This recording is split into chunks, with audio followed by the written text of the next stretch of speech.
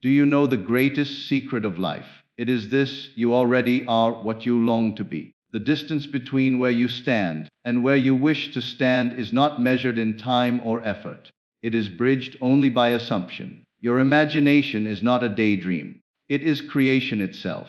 When you imagine yourself as the person you desire to be, and when you feel the reality of that state in the depth of your being, you are planting the seed of destiny. The world is but the shadow of your inner convictions. If you persist in the assumption, the shadow must take form. So, how does one live as if the wish is fulfilled? It is not by waiting for tomorrow. It is by accepting that tomorrow already lives within you. Tonight, when you close your eyes, do not see yourself as the seeker. See yourself as the one who has already received. Walk in the feeling of the answered prayer. Speak from the end, think from the end, and act from the end. For assumption, when persisted in, hardens into fact. Do not ask how it will come. Do not concern yourself with the means. Your only duty is to occupy the state. Feel it real, and let the invisible power arrange the details. The secret is to live in the joy, the peace, the satisfaction of your fulfilled desire, here and now. My friends, dare to believe in the unseen. Dare to accept your wish as present reality.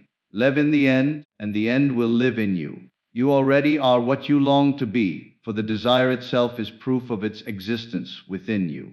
The moment you imagine, you give life to that state, and in imagination all things are real.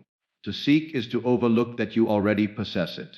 Assume the feeling of being the one you wish to be, and the world must reflect it back to you. Do not wait for time or circumstance, for both bend to your inner conviction. Accept it now, live in the awareness of its reality, and it will shape itself into the facts of your world. Imagination is creation, not fantasy. For every image held with feeling is a seed planted in the fertile soil of consciousness. What you call imagination is not a fleeting dream to be dismissed, but the very workshop of reality, where unseen forces begin their work. The mind is not limited to observing the world. It is the power that molds and shapes it. When you imagine with intensity and persistency, you move beyond mere wishing and enter the state of being, and in that state the world must rearrange itself to reflect your assumption. Fantasy is idle, detached, and without conviction, but imagination infused with belief and feeling is the substance of creation itself. All things that exist were once imagined, for nothing enters your world without first passing through the gateway of mind. To imagine is to give life, to call forth that which does not yet appear, and to stand in faith that it is already so.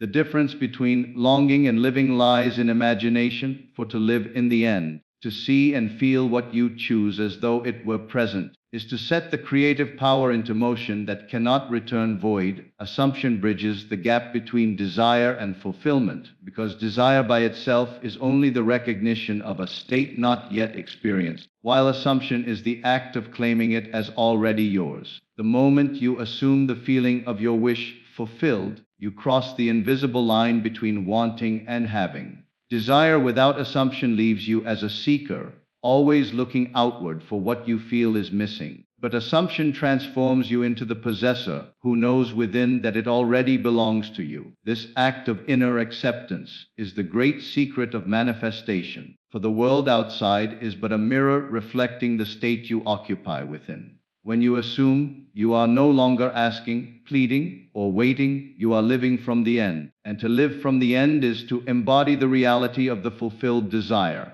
The law of life is that consciousness creates reality, and what you are conscious of being must objectify itself. Assumption is not forced effort, nor is it blind wishing. It is the quiet certainty, the inner knowing that what you have imagined is already true. Persist in this state regardless of appearances, and appearances will bend to your persistence. Every change in your world begins first as a change in assumption, for it is the invisible bridge that carries you from the state of lack to the state of fulfillment. The world reflects your inner convictions, because every experience you encounter is nothing more than the outpicturing of your dominant states of mind. Life is not happening to you by chance or accident, but is unfolding in harmony with the beliefs you carry within yourself. If you hold the conviction that you are blessed, favored, and guided, the world will rise to mirror that conviction back to you through opportunities, circumstances, and people who confirm what you believe. If you cling to the belief that life is unfair, difficult, or filled with obstacles, the world will echo that state and provide endless evidence to prove you right. The outer world has no choice but to take the shape of the inner world, for consciousness is the only reality, and its contents must project themselves into form. You cannot escape your assumptions, for they follow you like a shadow, molding every detail of your environment. Change the conviction within, and the world without will change to reflect it. This is why lasting transformation never begins with effort directed outward, but always with a shift in awareness, a new assumption of being. To believe deeply in your worth is to summon experiences that confirm your worth. To believe in abundance is to encounter supply. To believe in love is to attract relationships that honor love. The mirror of life never fails to reveal what you most consistently assume to be true of yourself. Therefore, guard the convictions you entertain, for they are shaping the stage upon which your life unfolds. The secret is not to fight appearances, but to revise your inner state until it aligns with the life you wish to see reflected. And when the conviction is firmly planted, the outer world must bow to its power, persist in assumption until it becomes fact. For persistence is the golden key that unlocks the transformation of imagination into reality. One fleeting thought or one passing vision will not overturn the weight of years of contrary beliefs, but steady, repeated dwelling in the end state will. To assume is to accept inwardly that your desire is already true, and to persist is to remain faithful to that acceptance regardless of appearances. The world may present delay, contradiction, or even opposition, but these are only shadows of old states still echoing into form. If you do not waver, if you hold fast to the inner conviction that it is already so, the outer must eventually conform to your assumption. Persistence is not struggle but loyalty, a quiet, unwavering faithfulness to the unseen reality you have chosen. Each time the mind drifts back to doubt, fear, or lack, gently return it to the end, to the feeling of the wish fulfilled, as often as necessary until it becomes natural. What is unnatural at first, what feels forced or imagined, becomes effortless through repetition, for the mind is molded by what it continually entertains. Assumption, persisted in, rewrites the subconscious, and the subconscious governs the stage of life. When your inner acceptance becomes second nature, when the feeling of already having replaces the feeling of wanting, the world has no choice but to mirror it. Many abandon their desires because they do not see instant results, not realizing that persistence is the bridge that makes the invisible visible. The delay is not denial, it is the process of inner states crystallizing into outer facts. Just as a seed takes time to break the soil and bloom, so too do assumptions take time to harden into the facts of life. To persist is to water that seed daily with faith, imagination, and feeling. Refuse to be moved by appearances, for appearances are nothing more than yesterday's assumptions brought forward. Instead, remain steadfast in your chosen end, live from it, think from it, speak from it, and carry yourself as though it were already true. This is the true act of faith, the unwavering conviction that your desire is already a present reality. Persist, and persistence will weave the invisible into visibility, until the assumption that once lived only in imagination stands solid before you as fact, live from the end, not toward it. For to live toward your desire is to acknowledge that it is absent, while to live from it is to declare that it already exists. The difference is subtle yet profound, for one position keeps you forever reaching, while the other anchors you in fulfillment. To live from the end is to accept inwardly, here and now, that what you seek is already accomplished, already real, already yours. This inner acceptance shapes your thoughts, directs your emotions, and guides your actions in harmony with the state you have assumed, and soon the outer world must catch up and bear witness to what you have claimed within. Living toward the end is the trap of waiting, hoping, and striving. It is the mindset of the seeker, who is always looking forward to the day when circumstances finally align. Yet that day never comes because the seeker continues to affirm lack by placing fulfillment in the future. But to live from the end is to enter the state now, to move your consciousness into the finished picture, to feel it and know it as the truth of your being.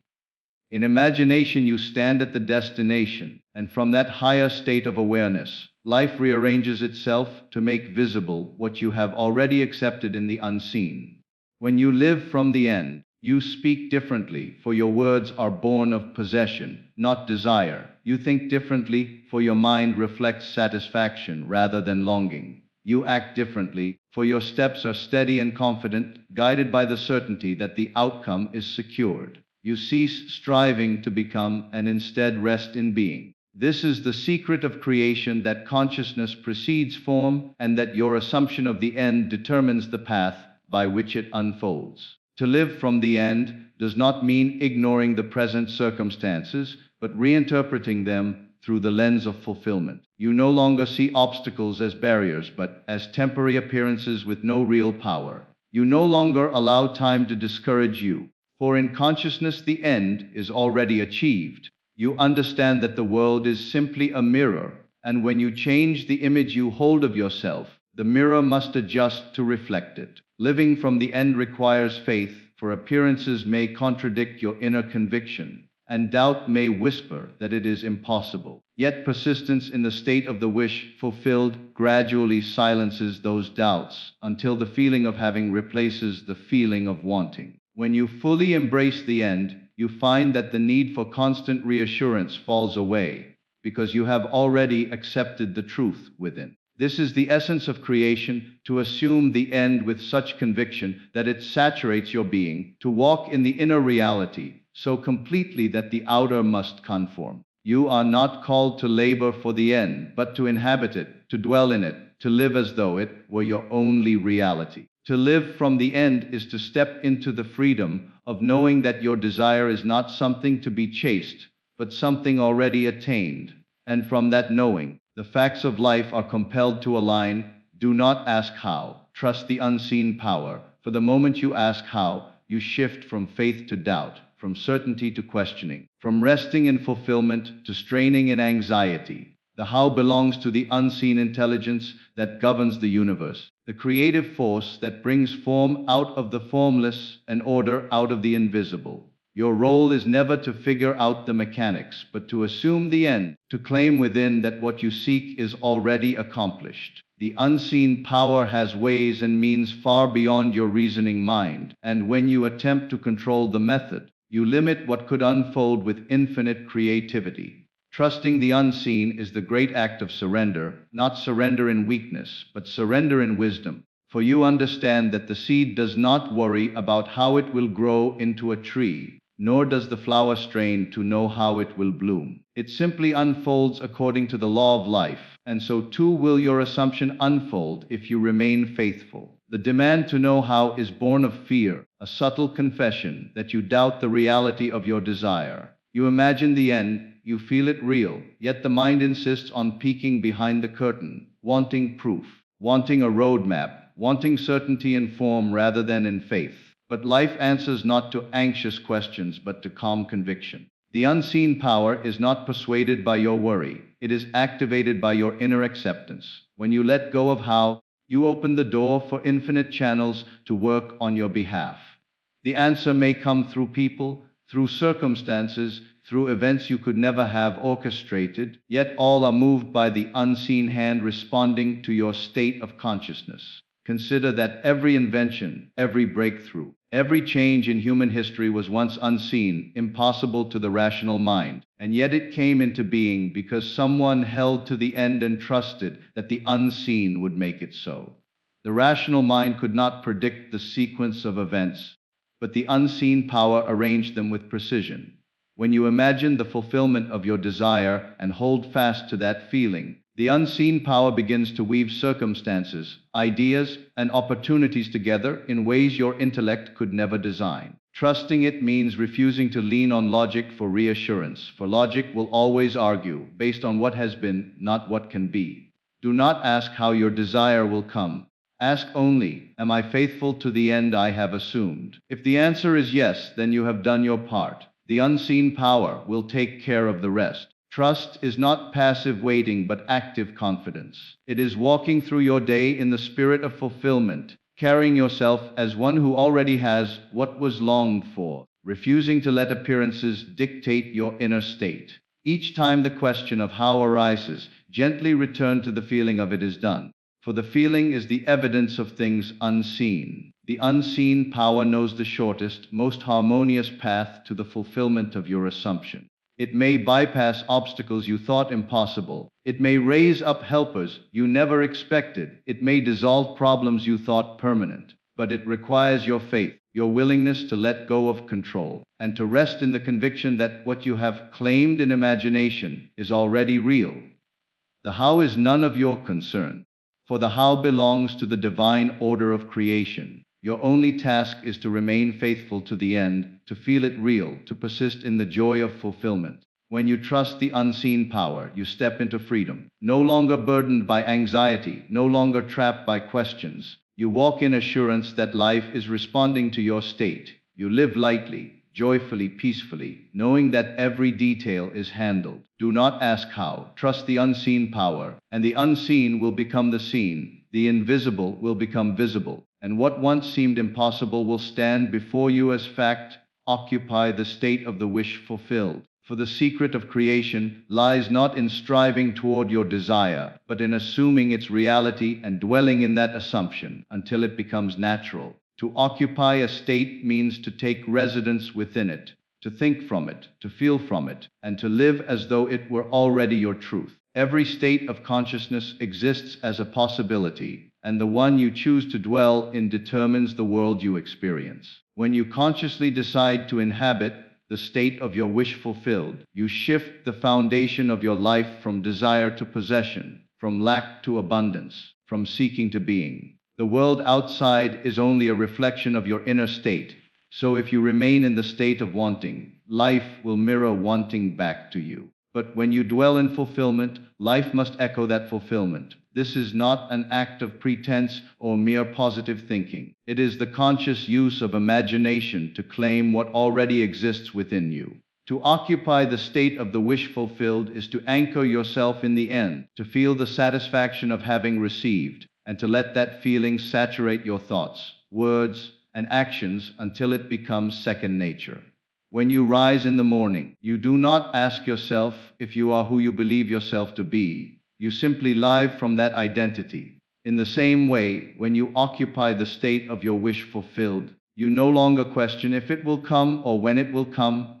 You live as though it already is. This does not mean forcing outer action prematurely, but cultivating an inner conviction so strong that the outer world must eventually align with it. The law of life is that consciousness is the only reality, and what you are conscious of being, you inevitably express. To occupy a state requires persistence, for the old state of lack will attempt to pull you back with appearances and doubts. Yet appearances are nothing more than echoes of former assumptions, and they lose their power the moment you refuse to identify with them. The challenge is not to overcome the world, but to remain loyal to the new state regardless of what the senses report.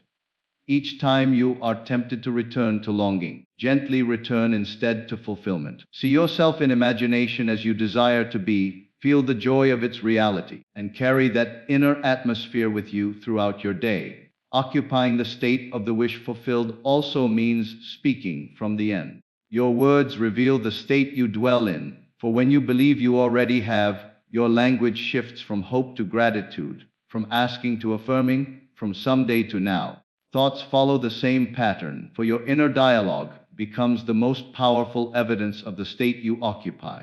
Guard that dialogue, for the conversation you hold with yourself is the prayer that shapes your destiny. This practice is not about waiting for evidence, but about becoming the evidence. You are called to embody the state so fully that the world has no choice but to reflect it back. Just as an actor takes on a role until he convinces both himself and his audience of its reality, so too must you take on the role of the fulfilled version of yourself. The difference is that this role is not an illusion. It is the deeper truth of who you already are, waiting to be expressed. Every desire you hold is already finished in imagination. To desire is to glimpse a state that exists, and to occupy it is to claim it. Time only separates the unseen from the seen, but persistence collapses that separation. Do not concern yourself with the how, for the unseen power arranges the means once you have chosen the end. Your sole responsibility is to abide in the state, to dwell there as naturally as you dwell in the identity you hold today. When you occupy the state of the wish fulfilled, a transformation occurs within you.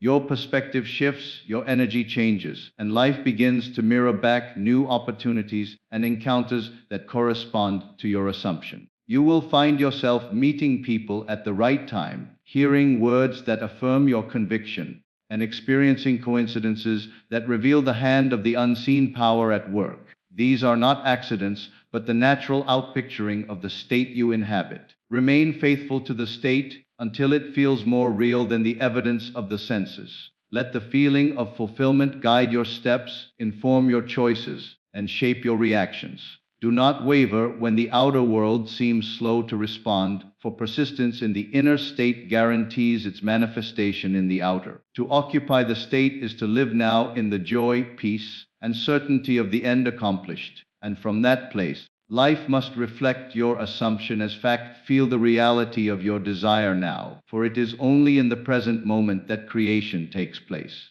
To postpone the feeling of fulfillment to a future day is to confess that you do not yet possess what you seek, and life will continue to echo that confession. But when you dare to enter the state of the wish fulfilled in this very moment, you release the power of imagination to shape the unseen into the seen. Feeling is the secret, for thought without feeling drifts like a shadow. But thought clothed in feeling impresses the subconscious and sets into motion the unseen power that arranges the outer world. To feel the reality of your desire now means to bypass appearances and anchor yourself in the unseen truth of your being. The senses may report lack, the world may show delay, but these are only reflections of past assumptions. The present moment is the seedbed of new creation, and the state you occupy now determines the harvest to come. If you wait until conditions change before you feel fulfilled, you will wait indefinitely, for conditions cannot change until you change your inner state.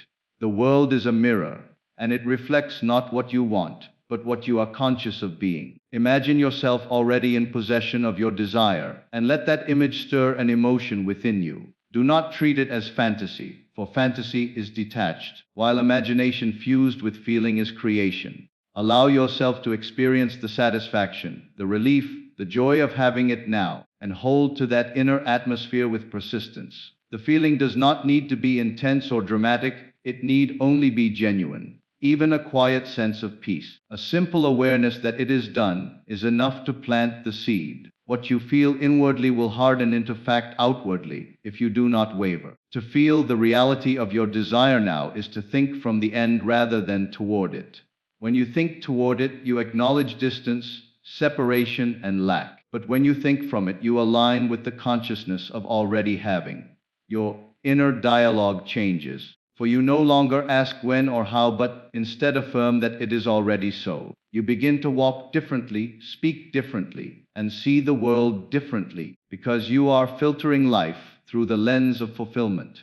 The end becomes the foundation of your being, and the outer world must eventually bow to that inner conviction. Every desire is already a finished reality in the dimension of imagination. To desire something is simply to become aware of a possibility that already exists. Your task is not to create it from nothing, but to claim it by assuming it to be true now. Feeling is the bridge that connects the unseen to the seen, the invisible to the visible, the imagined to the manifested. Each time you return to the feeling of the wish fulfilled, you water the seed of your desire, and like any seed, it must grow into expression when nourished with persistence. The mind will often resist, asking for evidence before it allows you to feel the end. But faith is the ability to feel before you see, to know within before it becomes visible without.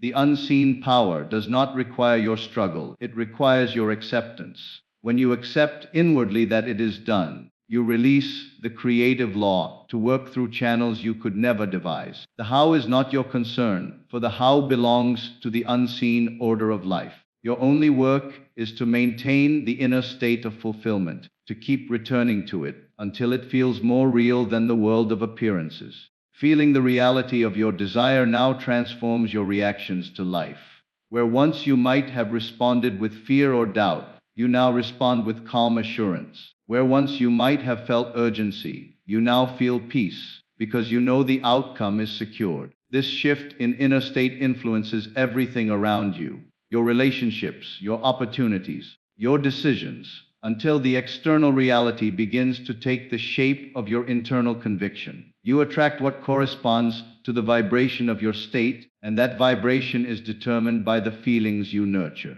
Persist in this practice daily. Each time doubt arises, return gently to the feeling of fulfillment. Each time fear whispers that it may not happen, remind yourself that it already has happened within, and the outer must follow. Do not wait for perfect conditions to feel the reality of your desire, for perfect conditions are born from that feeling. The seed does not wait for sunlight before it decides to grow. It grows because the impulse of life is already within it. Likewise, your desire does not wait for circumstances to align. It manifests because the conviction within you demands expression. Feeling the reality of your desire now is an act of faith, imagination, and surrender. It is faith because you are trusting the unseen over appearances. It is imagination because you are giving life to the end in the theater of your mind. It is surrender because you release the need to control how it comes and rest in the certainty that it will. This trinity of faith, imagination, and surrender is the formula for manifestation. When you embody it, you discover that the present moment is not a waiting room, but the very place of creation. To feel the reality of your desire now is to step out of the cycle of longing and step into the joy of fulfillment. It is to live today in the spirit of your answered prayer, to move as though it were already fact, to let the inner reality shape the outer without strain. And as you persist, you will watch the invisible take form, the imagined solidify, and the felt reality stand before you as the undeniable fact of your world living, as if is the secret to manifestation, because it places you in the state of already being the person you long to become, already having the things you desire, and already dwelling in the reality you have chosen. To live as if is to bridge the gap between imagination and experience, for the outer world is only a reflection of the inner state you occupy. When you live as if, you no longer wait for evidence before you claim your desire. You claim it first in consciousness and allow evidence to follow. This is the law of life, that consciousness precedes form, and that assumption, when persisted in, hardens into fact. Living as if is not about pretending in the sense of play, acting, or forcing yourself to believe something you do not. It is about choosing to identify with the state of fulfillment and letting that identification shape your thoughts, emotions, and actions. When you live as if, you are not chasing your desire but embodying it. You are no longer saying someday, but affirming now. This shift in awareness transforms the way you carry yourself, the way you speak, and the way you interpret life. And these inner transformations summon corresponding changes in your outer circumstances. Consider how you already live from assumptions today, though unconsciously. If you believe life is difficult, you live as if it is, and everything you encounter reinforces that belief. If you believe you are unworthy, you live as if that is true, and life mirrors situations that affirm your unworthiness. These are examples of living as if in the negative. The invitation is to reverse this process consciously, to deliberately live as if your highest vision of yourself were already real. By doing so, you create a new foundation of being, and the world must conform to the foundation you establish. Living as if requires imagination, for imagination is the doorway to the unseen. To live as if is to dwell in imagination so vividly that you feel its reality now. You construct a scene that implies your desire fulfilled, and you inhabit it until it feels natural. You walk in imagination with the tone of accomplishment, and when you open your eyes, you carry that inner tone into waking life. This is not idle daydreaming, it is creative occupation of a chosen state. When you persist in this occupation, the line between imagination and reality dissolves, and what began as unseen becomes visible. Feeling is the substance of this practice. Thought alone is weak, But thought clothed in feeling impresses the subconscious, and the subconscious expresses itself in the outer world. When you live as if, you generate the feelings of already having, and those feelings magnetize experiences in harmony with themselves. Gratitude, relief, joy, and peace are the natural emotions of fulfillment, and by dwelling in them, you align your state with your desire. You are not waiting for circumstances to create those feelings. You are creating them now and allowing circumstances to mirror them back. Many stumble because they live toward their desire rather than from it. To live toward is to acknowledge distance, to affirm that you do not yet have it. This state perpetuates longing and postpones fulfillment indefinitely. To live from it, to live as if, is to eliminate distance, to stand at the destination in consciousness now. When you occupy the end, life arranges the journey to match. Living as if is not about forcing outer actions prematurely. It is about cultivating an inner conviction, so strong that outer actions flow naturally in alignment with your new state. Doubt and appearances may challenge you, for the senses will initially contradict your assumption. Yet appearances are nothing more than shadows of old states still echoing into form. To live as if is to refuse to be deceived by shadows, to remain faithful to the reality within until the world without aligns. Persistence is the key, for what feels unnatural at first becomes second nature through repetition. Just as you once lived naturally from states of lack or fear, because you repeated them, you can now live naturally from fulfillment by persisting in it.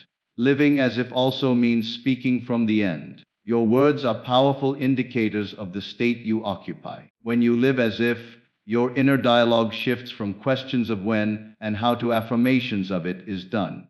You stop asking whether it will come and begin affirming that it already has. You no longer beg or plead but give thanks, for thanksgiving is the language of the fulfilled.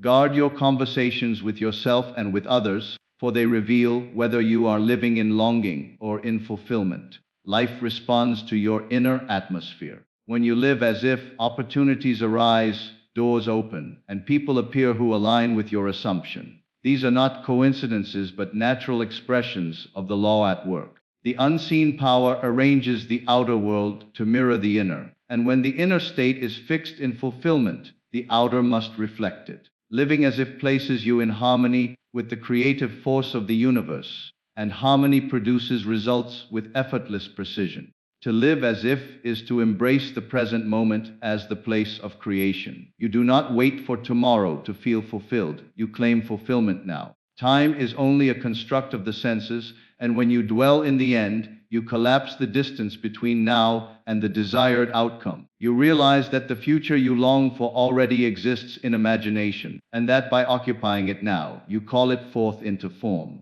This practice requires courage, for it demands that you trust the unseen over appearances. It asks you to act in faith, to claim a reality that the senses cannot yet confirm. Yet this is the essence of creation, for every great achievement, invention, or transformation began as unseen. Those who dare to live as if, who dare to persist in the unseen, are the ones who bring the invisible into visibility. Living as if frees you from striving, waiting, and doubting. It replaces effort with ease, fear with faith, and longing with possession. You discover that the secret to manifestation is not in chasing after conditions, but in embodying the state that produces them. When you live as if, you align with the law of assumption, and assumption fulfilled becomes fact. You no longer seek outwardly for what you already hold inwardly, and in this recognition, the world rearranges itself to reflect your inner acceptance. Living as if is the secret to manifestation because it transforms desire into reality by shifting your identity. You are no longer the one who wants, you are the one who has. You are no longer the seeker, you are the finder. This shift in consciousness is the entire journey, for when you live as if, the end is already yours, and life must reflect it as fact.